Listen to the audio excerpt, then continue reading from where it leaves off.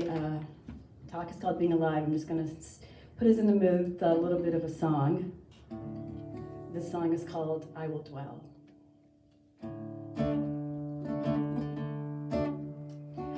Yea, though I walk through the valley of the shadow of death. Yea, though I walk through the valley of the shadow of death, I fear no evil, for love is at my side. Wisdom and courage, they are my guides, and I will dwell, and I will dwell, and I will dwell in love all my days, and I will dwell, and I'll sing praise, praise, praise, and I will dwell in love all my days.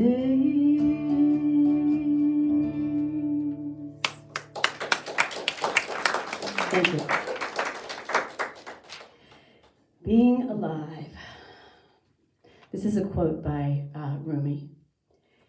In this earth, in this soil, in this pure field, let's not plant any seed other than seeds of compassion and love. It was February 16th, 2022. I had made an appointment for acupuncture because I hadn't been feeling so well for a week or so. As I was getting dressed to go, I passed out. When I came to, I thought, something must be seriously wrong, because I couldn't remember ever having passed out. So I told my boyfriend that he had to drive me to the hospital. He looked at me with a sense of disbelief. I hadn't been to a hospital since I was 3, maybe 4, when I had pneumonia, so my request was taken as serious business. It took us half an hour to get me out of the front door and into the car. I could barely breathe. Each step left me feeling as if I had just run a marathon.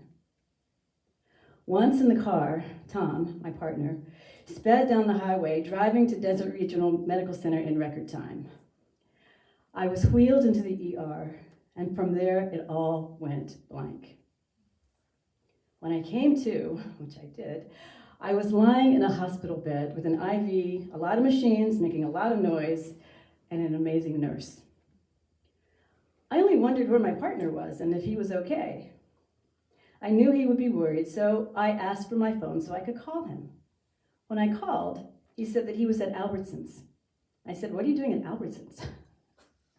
And he said, "Oh, I'm just wandering around Palm Springs waiting for you." He didn't really know what else to do. So I heard the concern in his voice, and I told him, "Hey, I'm fine, go home. They're just gonna keep me overnight." 2 weeks later, I finally arrived back home in Wonder Valley. I was barely able to sit up. I could take only a few steps. I had to use a wheelchair. I had never been so depressed in my life. Where did I go? Who is this person who can't even sit up in bed without help? What happened to me? Where and how did I get here? If I am to believe that we reap what we sow, what seeds had I been planting? I met wonderful nurses, competent physicians during my hospital stay at Desert Regional, but what exactly had happened? Oh, they told me, you had a pulmonary embolism. And I found out that if I had gotten to the hospital a few minutes later, I would not be here. My main question to the doctors was, well, okay, great. How long before I can be up and around doing what I usually do? 6 to 12 months. The mere thought of lying in bed for 6 to 12 months doing nothing was enough to make me wonder, well, why was I even still here? That, in and of itself, felt like it was a death sentence. And more news was to follow.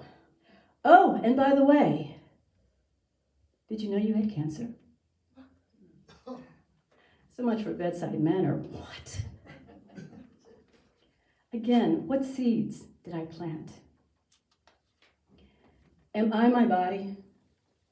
My body betrayed me. It stopped me. I didn't even recognize me. I was bloated, weighing more than I ever had. I was weak. Sleep. All I could do was sleep. Something inside wasn't working. Or was it overworking? What was it? And wasn't it me?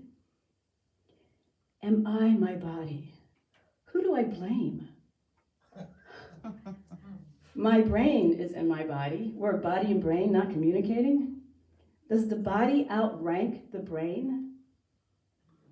I remember not walking, having to be wheeled everywhere. Recovery is long, but you're doing great, everyone kept saying. I didn't feel that. My brain was sad, angry, confused, trying to understand what my body did to us. Am I my body? This is all being done to me, but by whom? Who is running my life? I feel betrayed by my body, but I still take care of her. She is like my child. I dress her, I feed her, bathe her, nourish her. I love her, but I don't know her anymore. I am my body. I am my brain, but there is a third party present. My body is the structure, my brain the instrument, and together they are the tools for my spirit. For my spirit to learn, to grow, to understand the meaning of being alive. Ernest Holmes says in The Basic Ideas of the Science of Mind, he says, science of mind teaches us to understand spirit's law so that you can live happily, successfully, with good health, and gradually grow in your expression of spirit within you. So I wondered, was this cancer, the spirit within me coming out to teach me the meaning of being alive? Still, I asked again, what seeds did I plant? Was there something that I wasn't doing that I should have been doing? Stranger than those questions was the fact that I was choosing to do whatever I could to live. I chose surgery, from which I almost died a second time. I chose chemotherapy, and I chose a long recovery period rather than the option of dying. I questioned this choice because I had a full life. I traveled, sang, danced, I loved. I had felt fear and anger and joy and sorrow. I could be through. But no, I fought. Some part of me fought to stay alive. Being alive was what was important. Each step of the way and the process, I chose whatever I could to stay alive. I didn't fear death. I just wanted to be alive. And I even wondered why. Wouldn't it have been easier to say goodbye and just leave the world? One day during one of my infusion sessions, I fell asleep. And I usually stayed awake because I had to know what was going on. I'd fallen asleep, and when I woke up, I looked down at my hand. And I thought, oh, wait a minute. There was this other hand. It was holding my hand. How awesome was that? I remembered that that hand and the rest of that body had been by my side every hour of every day since February 16th, 2022. That body had carried me when I couldn't walk, driven me to every medical appointment, cooked for me, and held me through tears and pain as we fought for me to stay alive. Where did he come from? Why was he doing this? What was in it for him anyway, my cynical brain was thinking. Surely he had something better to do. I know I thought I did, but he didn't. You can't get around life. You have to go through life. That, at that moment, that was life. And every day I'm eternally grateful for this person. We will get through this, he would say. And we did. And we have. Nobel Prize winning author Toni Morrison is quoted as saying, "We die. That may be the meaning of life, but we do language. And that may be the measure of our lives." So I laid in bed for over 6 months just thinking of this. We may die. That may be the meaning of life. But we do language, right? That may be the measure of our lives. So after 6 months, I languaged this poem. In the face of death, I thought I would feel more, see more pictures, experience more sounds, hear all the melodies I never wrote down. I should have written them down. Living is more important than dying. Living is on the way to dying. One should never molt away. One should choose to blaze brighter with living. What is the measure of our lives? I had done so much. I could stop, but then I couldn't. I was choosing to be alive, and that was an amazing gift. Which seeds have you planted? What seeds have you planted that have grown to maturity, that inform how you are alive? What are you still nurturing? What flowers, plants, ideas, gifts are waiting within you to burst forth as you go through life? What will be the measure of your life? Let's take a few moments to consider our lives. You might want to close your eyes. Ground yourself a little bit. Follow your breath. And just kind of listen to the music as it takes us on a journey.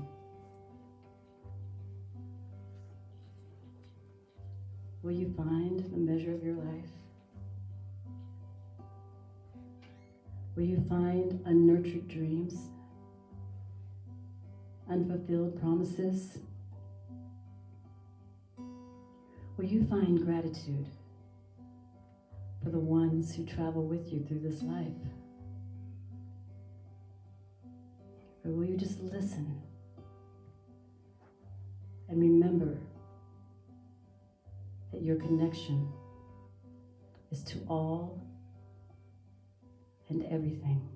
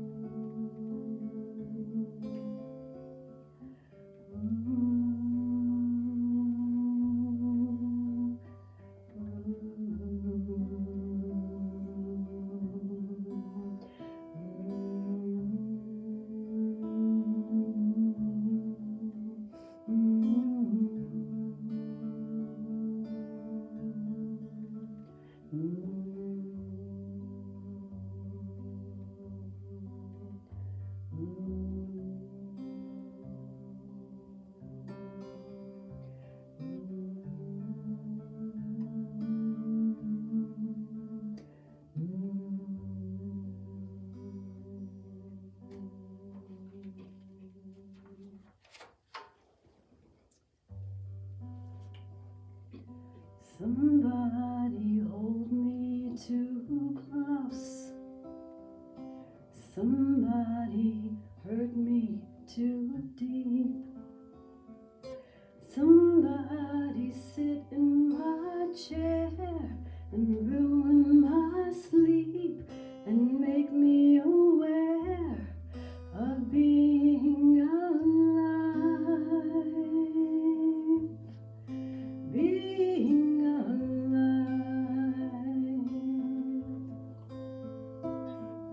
Somebody need me too much. Somebody know me too well. Somebody pull me up short and put me through hell and give me support for being alive. Being alive. Make me alive. Make me confused. Mark me with praise. Let me be used. Vary my days,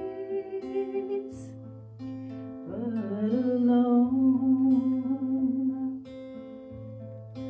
is alone, not alive.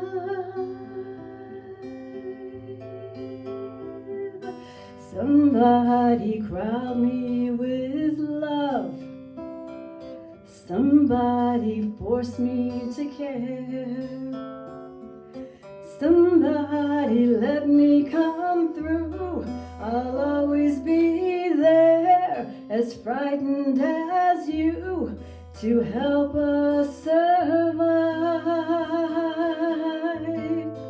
Being alive. Being alive. Being alive.